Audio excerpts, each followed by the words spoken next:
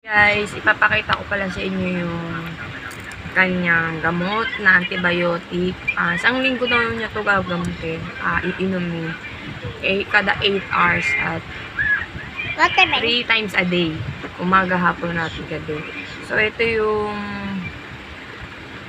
sira na kasi siya. Naipit. Amoxicillin. Winamox 250 mg or 5 ml. Antibacterial penicillin. Ayan po yung iniinom ng anak ko. Isang linggo daw po niya ito gagamot iinumin. At syempre, antibiotic ito. Kaya nakareseta naman to sa amin. Kaya, ito yung iniinom ng anak ko. Tinimpla to. Tinimpla yan. Tapos, syempre, haluin, hinaalog-alog yan para makainin.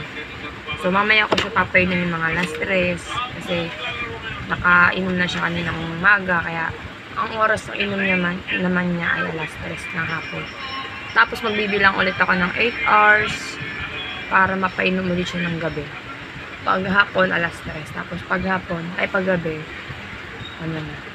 paan niya? Natapakan. So, ito na, gising ng aking baby. So, ayan, nakatulog na siya kanina. Hindi ko na videoan kasi naligo ako. Tapos, pinakain ko yung panganay ko. Kaya, eto, nakaligo na. At okay na rin yung pakiramdam ko. Nakaligo na kasi ilang araw din akong namimerwisyo sa anak ko kasi hindi siya, komportable.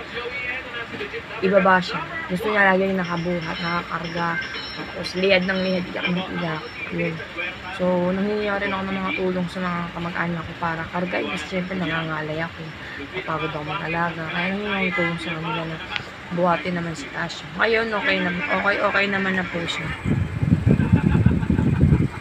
Nanonood na siya ng TV. Nakakapanood na siya ng TV.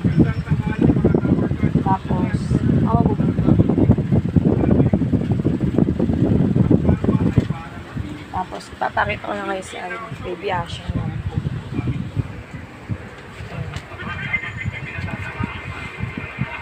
So, hindi po yan pawis. Ano yan? Ay! Hi! So, langis po yan. Hindi po yan pawis or basa. Langis po yan. Inilot ko po kasi siya. Yung mata niya, guys, diba, may halak yung boses niya. Tapos, syempre, yung kanyang kalagayan is parang medyo normal na yung hihinga. Pero pakinggan yung boses. Ganun talaga siya.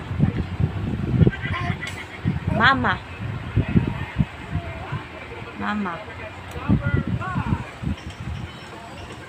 So, yung pinapanood niya yung ate niya na naglalaro na. Kaya sana gumaling na si baby Asha. Okay ka na? Magaling ka. Malamay ka ni mama. Wow, upo na siya.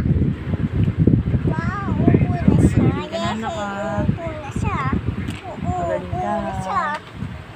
Malamay ka ni mama. Sana gumaling ka na.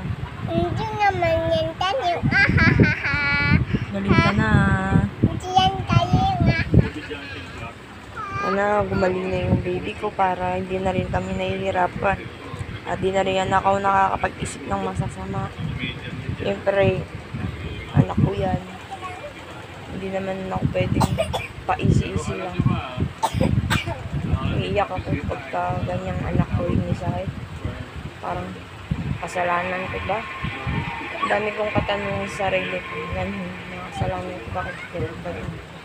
Ano bang minali-mali ko sa pag-aalaga ko? Ako nung siyempre totally sarili ko naman to. Pagka kasi nagsasabi ako sa asawa ko na kasalanan ko ba? Siyempre sisihin niya ako nag-aalaga. Ganun kasi siya. Kaya parang sa Diyos na lang ako makausap. Ang Panginoon na lang kinakausap.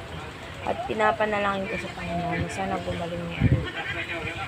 Kaya ito siguro na nakalista na yung panalangin ko dun. Kaya ito malapit na ako umila.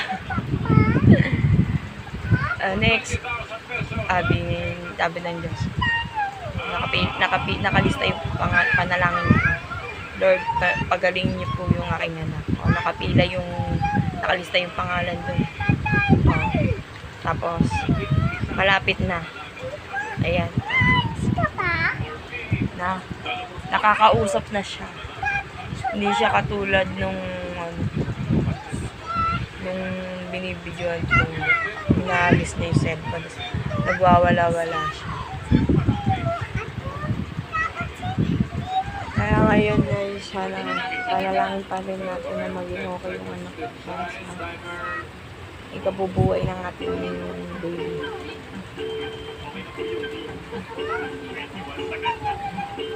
Kaya yun lang guys, maraming salamat talaga sa mga kahit viewers like lang, kahit yung comment, ganyan, kung ano po ba dapat talagang gawin ko sa anak ko kasi may hika siya, ganyan.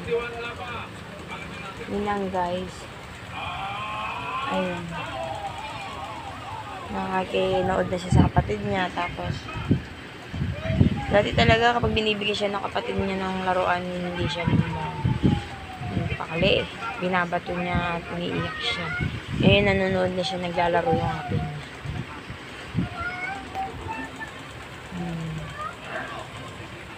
So yun lang guys.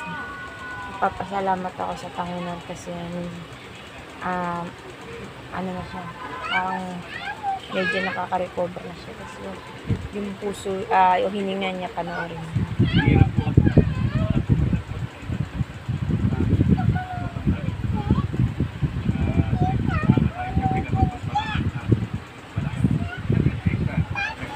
Parang okay na siya, no, kasi hindi katulad na